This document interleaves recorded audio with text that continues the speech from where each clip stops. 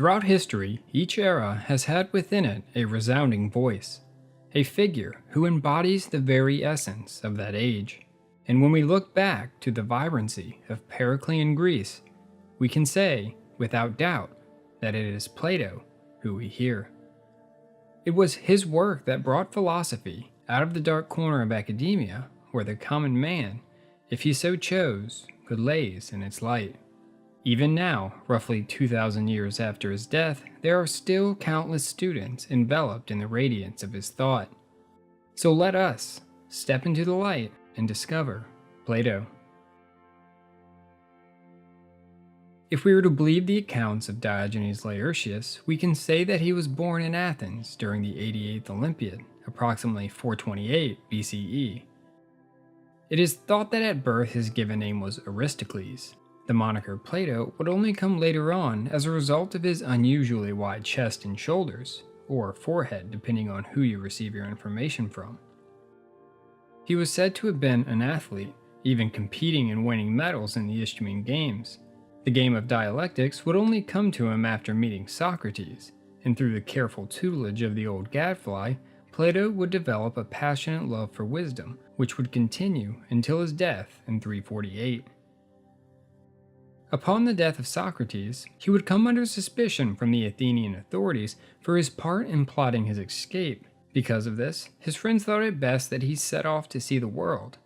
We are uncertain as to the places which he traveled, but it is thought that he went to Egypt, Italy, Judea, and India. But again, we simply do not know for certain. He would spend a total of 12 years away from Athens, but would eventually return in the year 387 at the age of 40.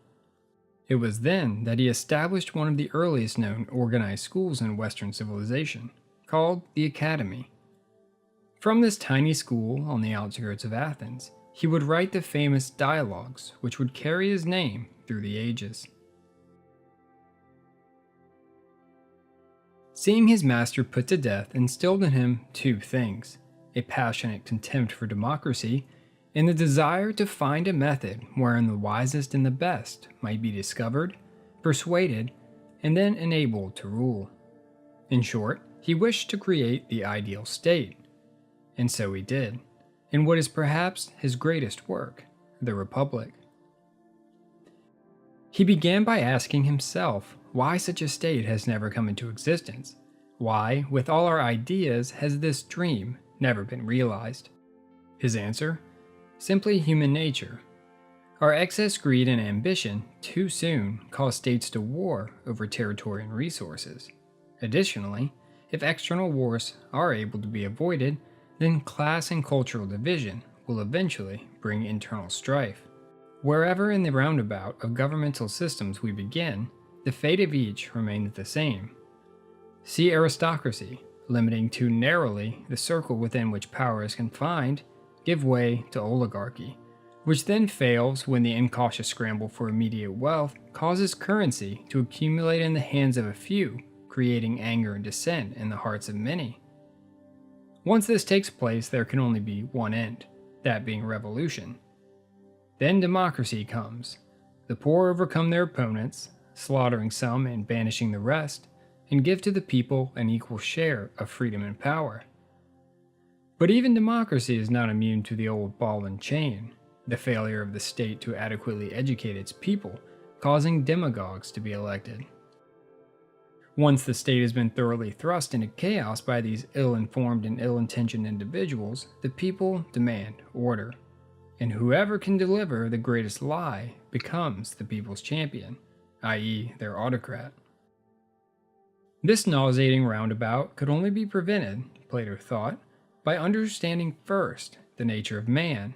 Only then can we proceed, at least with any hope of success, in building our utopia. Our process should begin by determining what drives individuals to behave in the way that they do. After all, governments vary as the characters of men vary. States are made out of the human natures which are in them. According to Plato, human behavior originates from three main sources: desire, emotion, and knowledge. Desire holds within it impulse and instinct. Within emotion is ambition and courage, and intellect and reason are encapsulated within knowledge. How a particular individual behaves depends upon which source he drinks from most readily.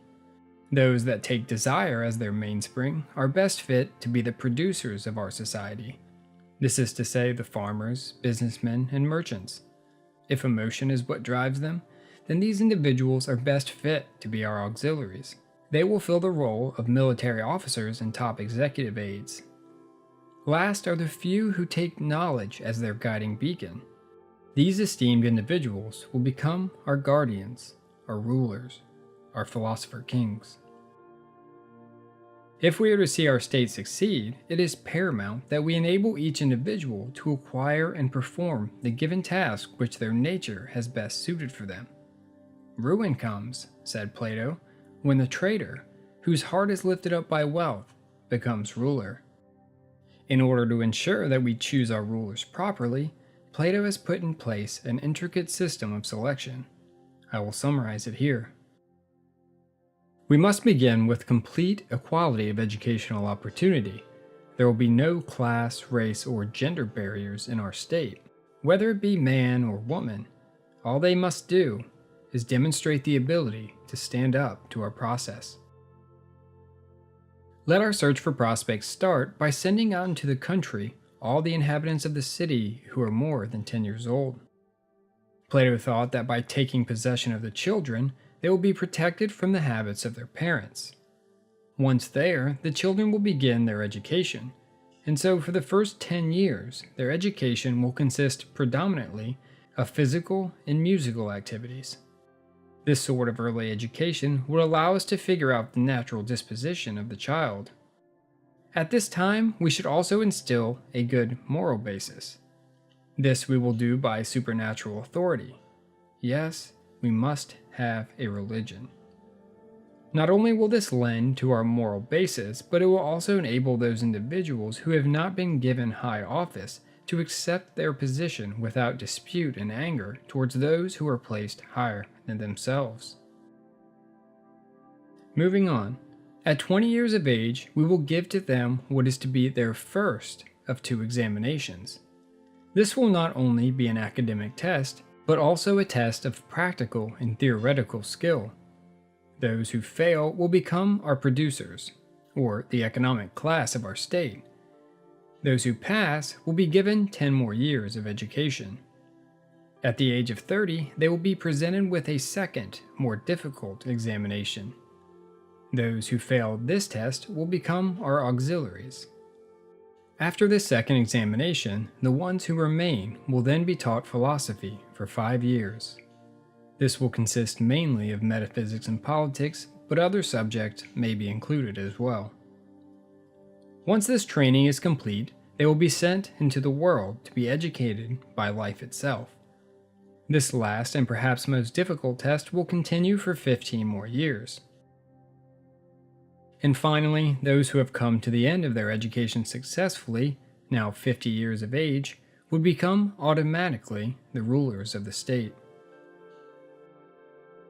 It was Plato's thought that this system would eliminate discrimination based on social status, since each would be given an equal opportunity to become guardians based on their own merit. It would also eliminate the crux of democracy, which again is its tendency to elect ill-fitted individuals into high public office.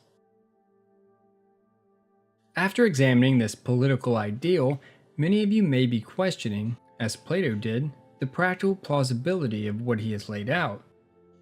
While it is true that this utopia of which he speaks has not yet shown itself on the horizon, I think we will still gain from developing these ideals and images. It may not be the magic formula to create the perfect state that we expected, but perhaps we can provide a few ingredients that will aid in the development of another state when the time comes that the opportunity presents itself.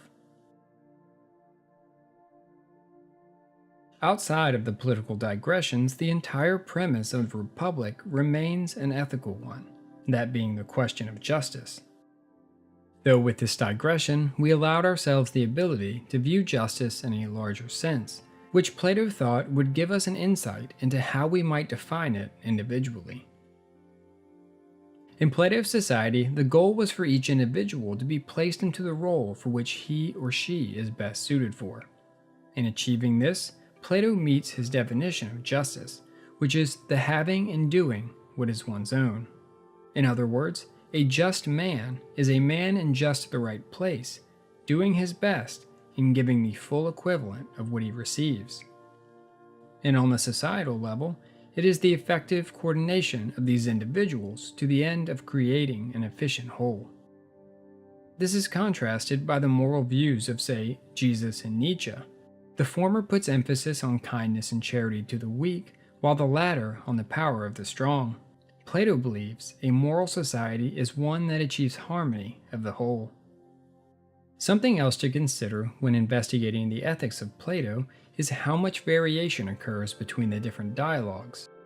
Each scholar will likely come to a different conclusion depending upon which method they subscribe to. You have the Unitarian view, which takes the various works of Plato and sees them maintain, more or less, the same principles from start to finish. Then there is the revisionist view, which believes that his work saw some fundamental changes during the later parts of his life. And finally, there is the developmentalist view, which has gained traction in recent years. These individuals believe that Plato's ethical ideals continually evolved throughout his life.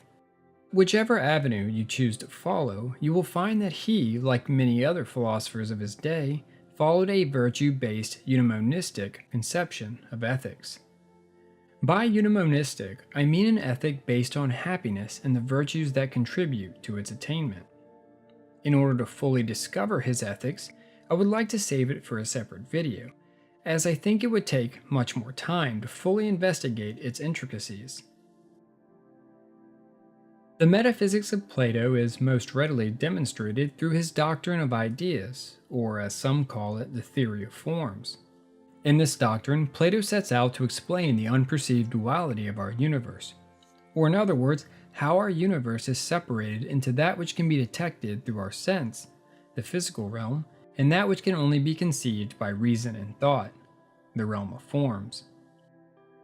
With any given object, say a dog, we sense its features.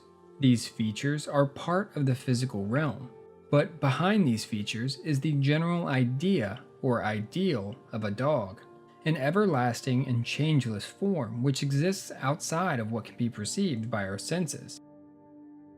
Even if the color, age, or breed of the dog changes, the general idea of a dog remains the same. This idea, Plato thought, is more real than what we perceive through our sense experience. We can think of the physical realm as merely a temporary imitation of what lies within the realm of forms. The laws by which a certain thing behaves is also part of this realm of forms. He would often reference the laws of geometry here. It was not without reason that above the door of the academy he had placed a sign that read, "Let no man ignorant of geometry enter here." Without this eternal realm, life would seem to us meaningless, only a bundle of sensations, such as the newborn infant experiences. In the Republic, Plato uses the allegory of the cave to illustrate the philosopher seeking to look past his subjective reality in pursuit of the objective truth. If you're interested in learning of this allegory, I've created a video on this topic. I will put the link in the description below. If you enjoyed this video and like to see more about Eastern and Western philosophy, consider subscribing to the channel. And as always, thank you for talking philosophy with me. Until next time.